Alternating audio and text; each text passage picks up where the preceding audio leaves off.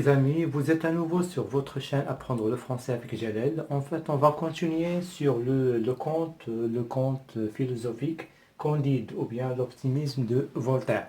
Donc on est arrivé sur la deuxième partie, prendra du chapitre 6 au chapitre 13. D'accord? Donc du chapitre 6 au chapitre 13, on va essayer bien évidemment d'étudier cette partie-là avec les mêmes éléments, avec la même idée et la même manière. Donc on va commencer par les lieux, l'idée principale et les idées secondaires qui sont de trois. Donc on va commencer par les lieux. Donc les lieux, là où se déroulent les événements et les faits de cette partie-là. Donc on va trouver Lisbonne. Lisbonne, c'est la capitale du Portugal. Donc à Lisbonne, on va voir la place de la ville et la maison du Juif. C'est une maison de la campagne, une petite maisonnette à la campagne. On va voir ça par la suite. Et après, c'est Buenos Aires. Buenos Aires, c'est la capitale de l'Argentine. L'Argentine, en fait, c'est un pays de l'Amérique latine, l'Amérique du Sud.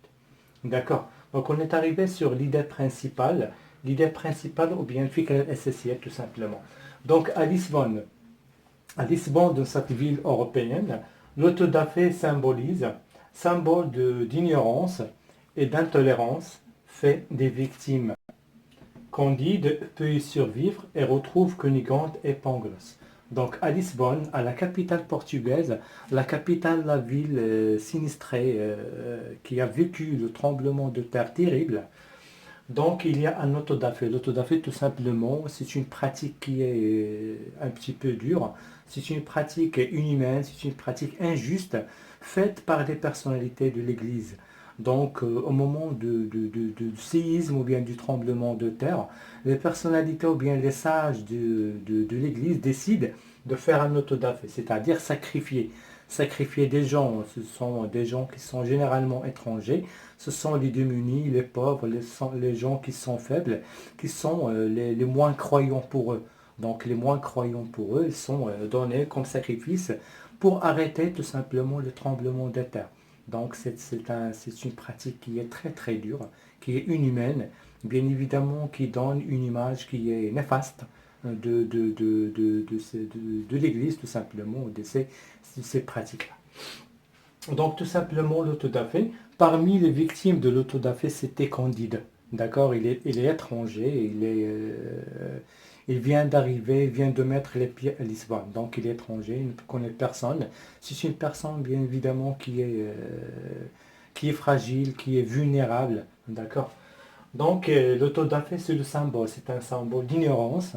Hein, d'accord. L'ignorance et l'intolérance fait des victimes. Donc cette pratique fait des victimes.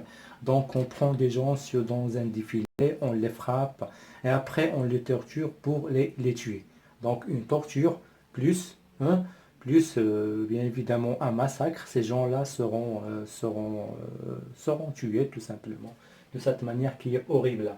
Candide peut y survivre. Donc Candide, le jeune homme, peut survivre, peut rester en vie hein, après cette manifestation, après cette terrible punition, il a pu rester en vie. Il retrouve Cunégonde par la suite, il va rencontrer Cunégonde, on va voir par la suite comment.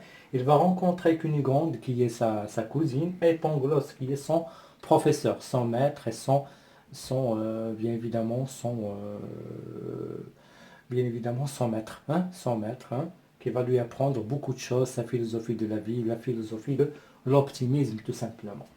D'accord, donc mes amis, on est arrivé sur les idées secondaires, أو الأفكار الأساسية أو الثانوية tout simplement, أفكار الثانوية. Donc il y a trois idées. Donc la première, Candide, le jeune homme, Pangloss et d'autres personnes victimes de l'injustice. L'injustice qui est pratiquée par les personnalités de l'Église, les sages de la ville de Lisbonne. Donc tout simplement, on a déjà expliqué ça, on a déjà parlé de l'autodafé. D'accord. C'est une pratique qui est très très dure et très injuste. Donc il y a Candide, il y a Pangloss et d'autres personnes. La deuxième idée, Candide, sauvé. Enfin, il a pu survivre, il a pu dépasser cette situation. Il est sauvé par une vieille dame. Donc la soirée, une vieille dame est venue le chercher dans la place de la ville. la place de la ville qui a vécu l'autodafé, une vieille dame qui vient le chercher, qui vient l'amener dans une maisonnette à la campagne, loin de la ville. Il retrouve Cunégonde, hein, et, et confronte le juif et l'inquisiteur. Donc cette vieille dame va amener Candide dans cette ville, dans cette petite maison dans la campagne. Et il va s'avérer par la suite, il va s'avérer que c'était la maison d'un juif. Hein. C'est le juif qui a acheté Cunégonde. Donc il a acheté Cunégonde, la jeune fille, la cousine de Candide, pour la violer, bien évidemment, et pour beaucoup de pratiques qui sont pas acceptées. D'accord. Donc Candide, enfin sauvé par la vieille dame, amené dans la maisonnette à la campagne, il va rencontrer Cunégonde. Hein, d'accord, c'est elle la patronne de la maison. Il va prendre soin de lui, il va le soigner, donner à manger, à boire, prendre une douche, prendre soin de lui, lui donner des soins, d'accord, des soins. Enfin, il va raconter son histoire. Il est en train de raconter son histoire. Il a survécu à l'attaque du château. Il n'a pas été tué, il n'a pas été massacré par l'armée bulgare. Il a pu survivre, il a pu se sauver, bien évidemment. Un officier bulgare l'a acheté, hein, l'a amené, après il l'a vendu. Il l'a vendu à un juif, un certain juif. Donc ce juif l'a amené dans sa maison. Et après, c'est un inquisiteur qui l'a racheté. D'accord. Un inquisiteur, c'est un fonctionnaire de l'État, c'est un fonctionnaire du tribunal qui a racheté tout simplement comme une marchandise. Il a pu racheter la jeune fille. D'accord. Donc ce sont les deux. Donc deux personnes sont devenues les patrons de Cunégonde. D'accord, c'est eux, il y a deux patrons. Ce sont deux hommes qui violent cette jeune fille. D'accord. Donc, Cunégonde est en train de raconter son histoire. Tout à coup, le juif est arrivé. Hein, il est venu. Hein, donc, Candide a dû se battre pour se défendre. Il a tué le juif. Un instant par la suite, c'est l'inquisiteur qui est venu. C'était la même chose. Donc Candide a dû se battre. Donc il a battu l'inquisiteur, il l'a tué. D'accord. La dernière idée, Candide, Cunégonde et la vieille dame prennent la fuite vers Buenos Aires. Donc au moment après ce combat, il a tué les deux hommes. Et tout de suite, ils ont pris les chevaux, ils ont monté à chevaux, sur les chevaux pour fuir. Donc ils ont pris la fuite, hein. Ils prennent la fuite et ils partent très très vite, d'accord. Ils partent à vive allure pour atteindre le port de la ville et pour partir ensuite à Buenos Aires. Buenos Aires, c'est la capitale de l'Argentine, d'accord. L'Argentine, c'est un pays, on a dit que c'est un pays de l'Amérique du Sud, d'accord. Donc ce sont les parties qui sont principales de cette deuxième partie. Tout simplement, c'est l'arrivée à Lisbonne. Hein. Après l'arrivée, c'était l'autodafé, la pratique, hein, de l'église. Après l'autodafé, c'était a été sauvé, Candide a été sauvé. Hein. Il a été sauvé. Après, il est allé il est pris en charge par Cunégonde, hein, pendant des heures. Après, c'était le combat contre le juif et l'inquisiteur. Et après, c'était la fuite. Donc ce sont les idées principales de cette deuxième partie qui va prendre du chapitre 6 au chapitre 13. Donc mes amis, on va faire une petite récapitulation en arabe. غادي نعاود نشرح لكم بالعربية doucement pour bien comprendre, pour bien assimiler. باش تستوعبوا مزيان لا بارتي 2. الجزء الثاني اللي فيه من الشابيتر 6 حتى الشابيتر 13. دونك اليو بالاماكن ديال الحكايه لشبونه او لشبونه عاصمه البرتغال اللي غادي نشوفوا فيها لا بلاص دو لا فيل اللي كانت فيها لوطودافي. Et après كنلقاو لا ميزون دو جويف اللي وقع فيها لو كومبا ديال كوندي. Et après بوينوس ايرس العاصمه ديال الارجنتين، المدينه اللي غيلتحقوا بها من بعد.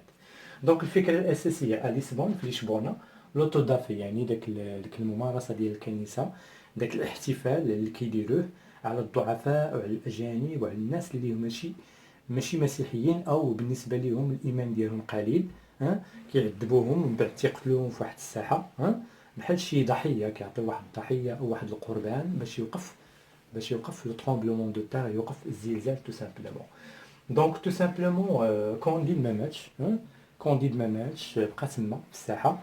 في لا سواغي في المساء كتجي واحد المرأة عجوز وكتاخدو لواحد الدار، كتاخدو لواحد الدار اللي غيكتشف من بعد بان الدار ديال كونيغوند.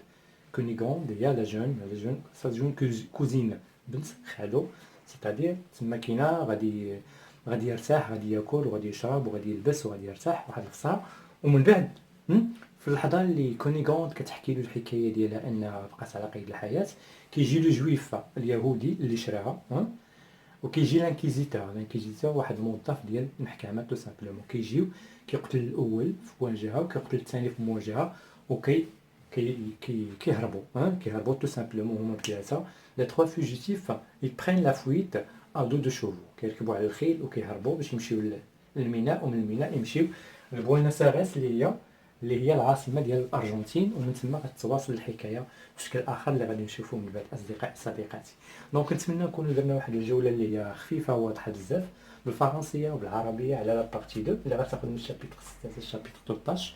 دونك اصدقائي صديقاتي، الا عندكم اسئله او تعليقات ديروهم لنا في الكومونتير. دونك الهدف ديالنا هو الرفع من المستوى ديالكم في الاجوبه خلال الامتحانات، والفهم العميق والمعمق ديال هاد الروايه ديال كونديد لوبتيميز. دونك اصدقائي صديقاتي، اشتركوا في القناه وفعلوا الجرس باش يوصلكم منا كل جديد. ان شاء الله غادي نواصلوا على مستوى المؤلفات كلهم اللي عندكم في بروميير اني دوزيام اني ديال الباك. بون شونس، ميرسي بوكو.